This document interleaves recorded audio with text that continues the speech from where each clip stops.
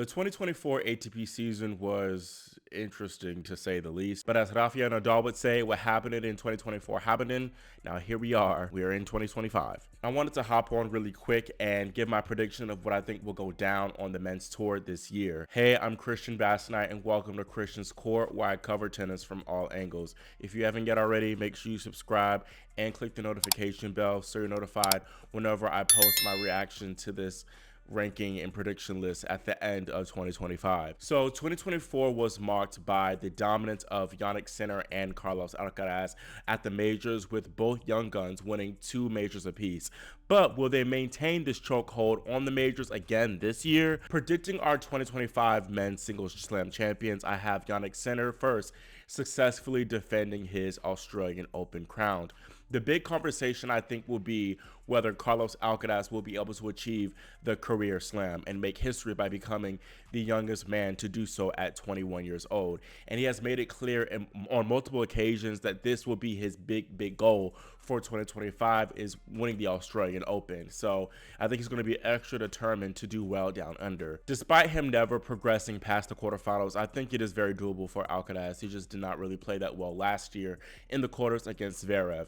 He's going to be the single biggest threat, I believe, to Jannik Sinner defending his title, as he went 3-0 on the regular tour against Sinner in 2024. But I think the pressure on Alcaraz to try to get this career slam and achieve history, I think it'll be a lot for him, to be honest. And I could see him get so wrapped up in trying to make this history. And again, a lot of people will be talking about it, I feel. Yeah, there's going to be pressure for Sinner too, and whether he'll be able to defend his maiden slam. I don't think that's been done since Rafael Nadal, but still the expectation on Jannik, I think, will be less compared to that of Alcaraz, and the attention as well. Of course, Novak Djokovic will have something to say about Sinner trying to go for the title defense, as he's the king of Melbourne and he's going to be going for a record extending 11th Australian Open title. Honestly, I just think it'll be a tough ask for him to defeat Jannik in best of 5 right now. He is about 37 years old, and father time definitely is not on his side. Daniil Medvedev, I think, would have a better shot at finally getting his hands on that Australian Open crown. I think he's finished runner-up 3 times, so perhaps this could be 4 times a charm and he could get his lick back. But I think still there's that possible mental block with him lingering of coming so close in prior Grand Slam finals but still falling short. Then there's Alexander Zverev too. He played well here last year, very nearly made the final instead of Medvedev, but then there's another question about a mental block with him and whether he'll ever get over that hump and win a slam. Moving on to Roland Garros, I'll pick Carlos Alcaraz to defend his title as well. I think he'll solidify himself here as the best clay court player of his time right now. He won Roland Garros last year even when he wasn't at his best physically, and you could argue that he really could have won it in 2023 too if it weren't for the cramps. The biggest threats for him in accomplishing this title defense will be, of course, Jannik Sinner. He battled Alcaraz in a 5-set semifinal in 2024. Then Alexander Zverev, of course, the finalist last year, but I mentioned too that mental block. And then 3-time champion Novak Djokovic. He could for sure get his hands on another trophy, but I think maybe the clay.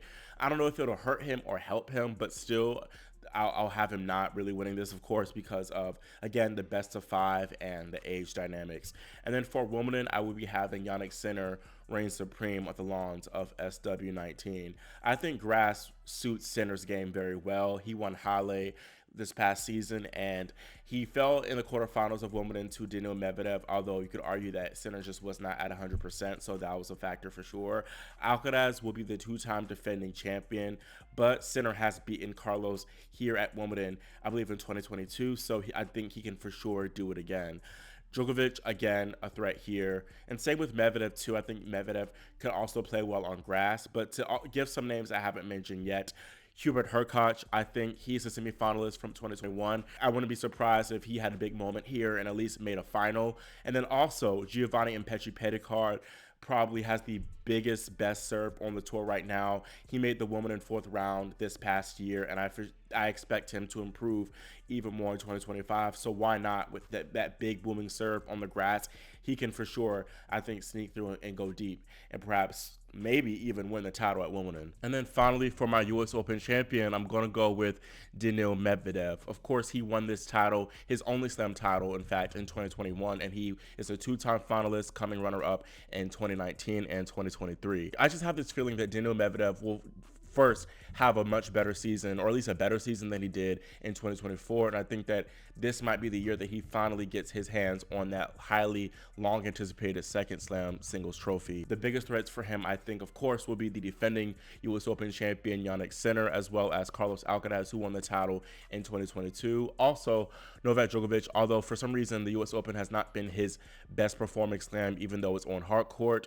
Also, think about last year's finalist Taylor Fritz. Perhaps he could go one step further. Frances Tiafoe, he always seems to perform his best tennis at the US Open, so maybe he can go a couple rounds further and actually get his hands on the trophy this time. And then too, Ben Shelton, I think, perhaps could be a threat here. Then throwing out a prediction for the ATP Finals champion, I'll have Alexander Zverev lifting the trophy. He always seems to perform well at the year-end championships, and I think that he'll walk away with at least one big title if it is not a slam in 2025. Now, on to my top 20 ATP rankings, and I want to acknowledge, give a disclaimer, yes, I do have somewhat of an advantage in me making this video so late due to me being busy. But anyways, I do have a little bit of a sneak peek of what's happened since the first week of tennis play has already happened, but that still is just 1 week, and we have a lot of tennis ahead of us for 2025, so I'm still going to share what I think will happen as far as our year-end top 20. Now, starting us off at number 20 is Italian Flavio Cobolli. Cobolli was one of the big breakout stories of 2024 as he rose from 101 at the start of the season to 32 by the year's end. He has a very solid and sound game, and he's only been heading upwards in his trajectory. He also showed good signs of the United Cup, getting a good win over the world number 14 Ugo Humbert, and I think that he'll get a title too, get his first title in 2025, and I think that'll further aid him in breaking into the top 20. At number 19 is France's Giovanni Petitcard. Now, he's our most improved player from 2024, and he won 2 titles last year, including the Basel 500 at the end of the season. I think that Giovanni will continue to cause a few players some problems this season. I noticed some improvements in his game thus far in Brisbane, where he made the semifinals and claimed yet another top 20 win. And what's interesting to me is that he holds a very good 6-1 record over top 20 players. Giovanni has a lot of ground to gain too, as he's barely played on the main tour in his first.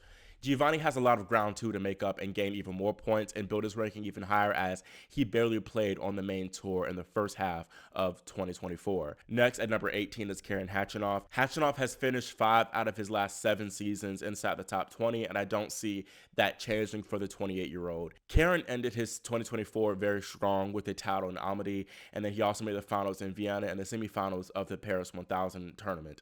I believe that Karen will continue to have more solid results in 2025 to keep him in that top 20 area.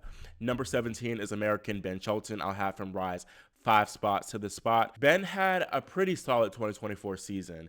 He didn't really have any huge breakout results. He won 1 title at the Houston 250, but I think that'll come this season, him having a real standout result like he had in 2023, where he made the US Open semifinals. I could see him making another slam semifinal for sure, or even a 1000 final, and perhaps even win a 1000 tournament. I don't have him being higher here because he does tend to struggle typically during a certain chunk of the year, and that time is around the spring, or definitely during the clay swing, as clay is probably his least favorite surface. But I do believe that he will make a bigger mark on the tour this year compared to last. At number 16 is Grigor Dimitrov, and that'll have him drop down 6 spots. 2024 was definitely one of Dimitrov's best career seasons to date, as he made a 1000 final and a few slam quarterfinals as well. He also finished in the top 10 for the first time in 7 years. Now, I don't see 2025 being as good of a year for the Bulgarian. He is 33, so Father Time, again, is not quite on his side, and he already suffered a groin injury in Brisbane, and at the US Open, I believe he also suffered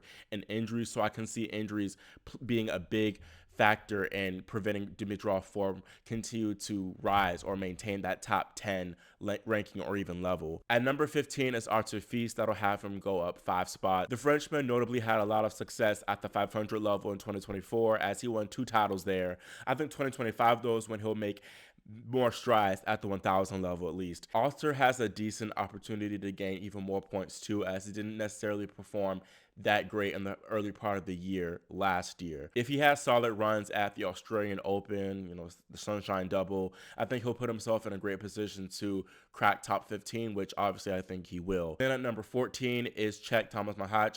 that'll have him rise up 11 spots in the rankings. The Czech was one of the most improved players of 2024 as he rose from 78 to 25. I think that Tomas will continue to build on his progress and crack the top 15 now. Of course, he beat Carlos Alcaraz in Shanghai, and I believe that he'll take even more big scalps in 2025. At 13 is Greekman Stefanos Tsitsipas. That'll have him drop down 2 spots. 2024 marked the first season since 2018 that Stefanos Tsitsipas failed to finish inside the top 10, and I think that he'll dip even lower by the end of 2025. Tsitsipas has always had a really solid standout result to keep him afloat in the upper echelons of the rankings, like at a 1000, like Monte Carlo, which he's won a couple of times, or at a slam. But this season, I just don't see that happening for him, to be honest. This sounds a bit harsh, but I think it's going to be an uphill battle for Tsitsipas to ever get back inside the top 5. 12th is Andrei Rublev. That'll have him drop down 4 spots. Rublev is a solid player and he's very consistent. He's finished his seasons either 8th or 5th since 2020. I think 2025, though, will see a little bit of a decline from the Russian. He did underperform in the slams last year, so that's where he can make up a little bit more ground in the rankings, but I just continue to see him struggle there too, for real. American Tommy Paul is my 11th ranked man here for the end of 2025. That'll have him move up 1 spot in the rankings. I think Tommy will continue his stellar results from 2024, which saw him win a few titles and go deep at multiple 1000 tournaments. Paul has room to grow a little bit too at the majors and gain more points there as well, so I think if he can make a couple quarterfinals or better at the slams, he can crack the top 10. Speaking of 10, that's where I have Holger Rune finishing his 2025 season. 2024 was an underwhelming season for the Dane as he only made 1 tour final, and that was a 250 in Brisbane. I do believe 2025 will be a better season for the 21-year-old, and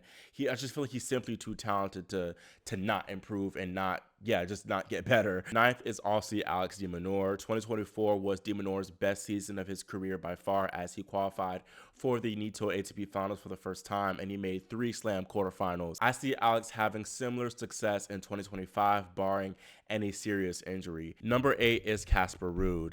2024 was a bit of an odd year for the Norwegian. It was his 2nd best year in ranking finish, but he struggled a lot after the Olympics, and at one point he lost 8 of his last 9 matches. Ruud always seems to turn up for the clay swing and at 250 tournaments, and I think he'll still have success at those levels, but not as much success as we saw last year, if that makes sense. Number 7 is Poland's Hubert Hurkacz. I'll have him move up 9 spots to get to the spot. Hubie suffered a serious injury at Wimbledon, and that hampered him from much of 2024 for the rest of that year, and despite him trying to play on, he was never really 100%. He split with his longtime coach Craig Boyden, and he then hired both Nicolas Massou and Ivan Lendl to his team. Hubie says he's very hungry for success in 2025, and he wants to be in position to win more big tournaments and even slams, where he's historically struggled. I do believe this season will be big for the Pole, and I can see him get his hands on another 1000 or even reach his first slam final for real. And I would be very surprised if he finished 2025 worse than he did 2024. Number 6 is Taylor Fritz. That'll have him drop down 2 spots. 2024 was by far Taylor's best season. He finished inside the top 5 for the first time thanks to runner-up finishes at the US Open and ATP Finals. I think Taylor is in the prime of his career right now and he's only improving, but no doubt he benefited from the declines of Novak Djokovic and Daniil Medvedev last year. I think those two, Djokovic and Medvedev, will step it up in 2025, so I see Fritz finishing below them this time around. Coming into our top 5, I have Alexander Zverev. Zverev had a great season in 2024, despite him not winning a slam. He won 2 1000 tournaments and he made another slam final.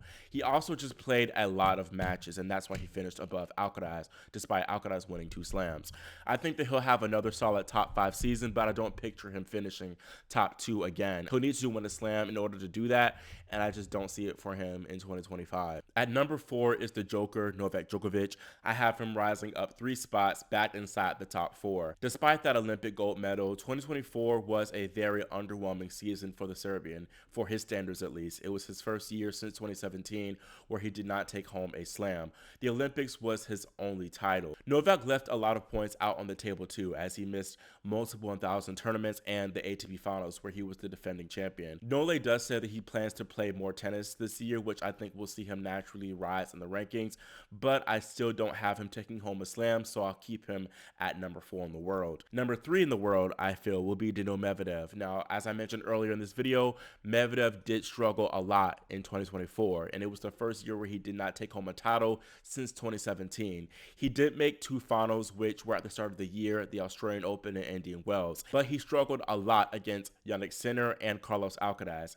and he also struggled with a bad shoulder, which of course impacted his serve. I think the offseason will have done Medvedev wonders and will do him well. And I picture him having a bit of a redemption year this season. And again, I think that he'll finally take home that second slam. At number 2 for me will be Carlos Alcaraz. And again, it's interesting that Carlos won 2 slams in 1,000 and still finished 2024 number 3 in the world. But Alcaraz did leave quite a few points on the table at the 1,000 level last year. Besides his lone 1,000 title at Indian Wells, Alcaraz lost before the semifinals at all the other Masters. I think that he'll do better there at this level, which will, I think, help him finish top 2. Then at number 1, I'll have Jannik maintain his spot at the top.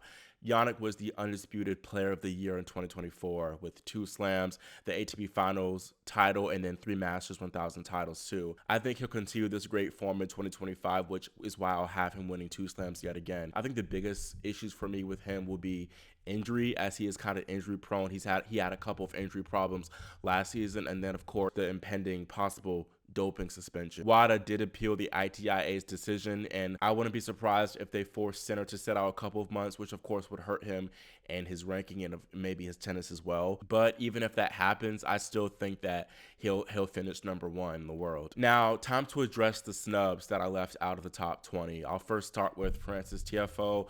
I just think that he's got to do better than just the US Open for me. The level right now is too high. He's got to bring it at all year long. He can do it, but it's just a matter of if he'll do it. Then next, Lorenzo Musetti. He had a great year in 2024, probably his best.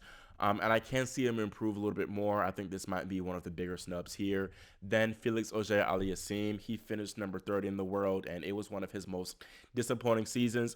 2025 could be his redemption year for sure, and he is getting married, so maybe that will help him a little bit. Hopefully it'll help him a little bit more. But regardless, I think that he will rise back inside the top 25 by the year's end at least. Then there is Matteo Berrettini. The Italian has struggled a lot with various injuries recently in the past few seasons, and I think that if he can remain healthy, he can make another deep run at a slam and maybe crack top 15 again, to be honest. But for now, I'm going to keep him at top 25. Then Jiri Lehecka, he's a great solid player. He missed a big chunk of the season when he got injured in Madrid, and I think that he'll make up from that lost time and get back inside the top 25 where he belongs for real. And he already has a great start by winning the Brisbane title. Then there's Jakub Mensik. He won the Newcomer of the Year award. He's currently 49th in the world, once about below his career high of 48.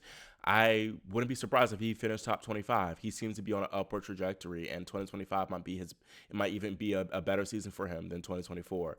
Now, addressing the biggest snub here for me, I think, is Britain's Jack Draper. I've been hyping Draper up a lot because he had such a strong end to his 2024, made his first slam semifinal at the US Open, and won a 500 title in Vienna. Now, the reason why I have him finishing outside the top 20 is because of injury concerns. Draper is a very injury-prone player like his cousin, Emma Raducanu. He's already a little bit in doubt of the Australian Open due to a hip problem, and unfortunately, again, I do see him missing a decent part of the year due to injury problems. Then to another injury-prone player, Sebastian Korda, the American. He's a talented player as well. I had him, of course, finishing outside the top 20.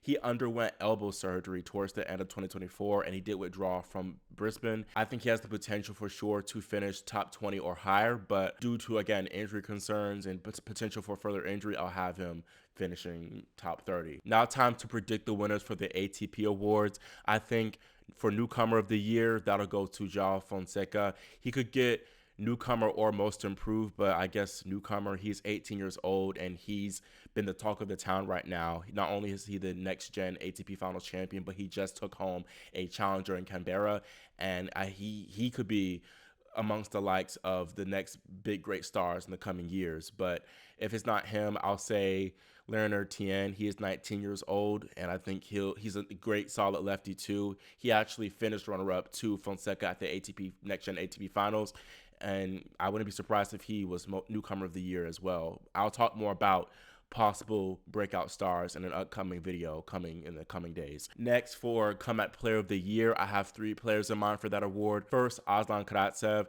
Karatsev, he had that big breakthrough in 2021, and he had another solid season in 2023, but 2024 was a little bit of a rough year for him due to a really tragic injury that he suffered at the start of the year. He is currently 287 in the world.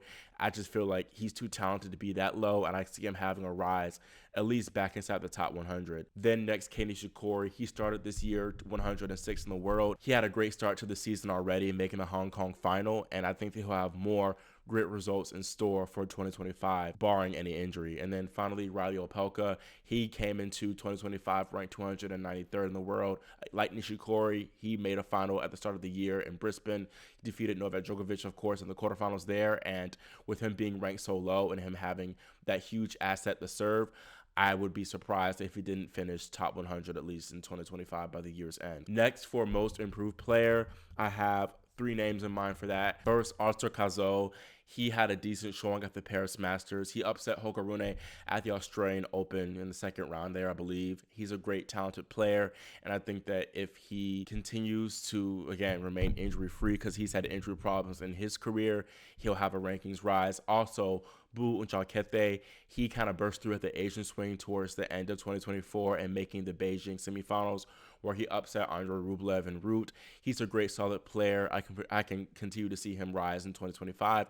And then there's Canadian Gabriel Diallo. He finished runner-up at a 250 in Kazakhstan, Almaty, to Karen Khachanov. I'm very impressed by his game. He also did well at the U.S. Open, defeating Arthur Fils en route to the 3rd round. So I think 2025 will be his big breakthrough year. Now, on the flip side, for my award, the biggest flop of the year, I predict me giving that to, I guess, Alejandro Tabilo. He's started this year 2023 in the world. He's going to be defending quite a few points. 2024 was by far his big breakthrough year. I just don't see him maintaining that high of a level to be able to defend those points at least. Also, Nuno Borges, I think that he'll make my top flops of 2025 video. He had a solid year in 2024, made a couple of slam round of 16s. I don't think that he'll do this again this year. I wouldn't be mad if he did, but he's currently ranked 36th in the world, and if he doesn't defend those points, he'll drop for sure. Now, ending my predictions, it's going to be predicting who I think will retire from the ATP Tour in 2025. Richard Gasquet, he's already announced that he's going to be retiring after Roland Garros, and Diego Schwartzman will be retiring after the Argentina Open. I think that Stanislav Wawrinka, 3-time major champion, will officially hang it up by the end of 2025. Stan is 39 years old, which makes him the oldest player in the top 1,000 on the ATP Tour, which is crazy. He did make the Stockholm semifinals, defeating Andrei Rublev en route, but clearly he's very much past his prime right now, and he's ranked 161 in the world. I just do not see him playing into 2026. Next is another U.S. Open champion, and that is Marin Cilic. Cilic underwent knee surgery in May of 2024, and he came back strong and made history actually by becoming the lowest ranked ATP champion when he won the Hangzhou Open title late last year. He is 36 years old, currently ranked 179th, and I think that he just wants to do one final good push and play all the big tournaments for one last ride and perhaps finish at the U.S. Open, which he won 11 years ago. I know this next one might make some people sad, but I think that Gael Monfils might call it quits too by the end of 2025. For him to be 38 years old, being ranked 55 in the world is pretty good, to be honest. He did beat Carlos Alcaraz in Cincinnati, but I would not be surprised if he called it a career at either Roland Garros or the Paris 1000 Masters. Next, another Frenchman, Adrian Manarino, I think could hang it up in 2025. Adrian had his best career season in 2023. He won a few titles and cracked the top 20 for the first time. But in 2024, he definitely fell off.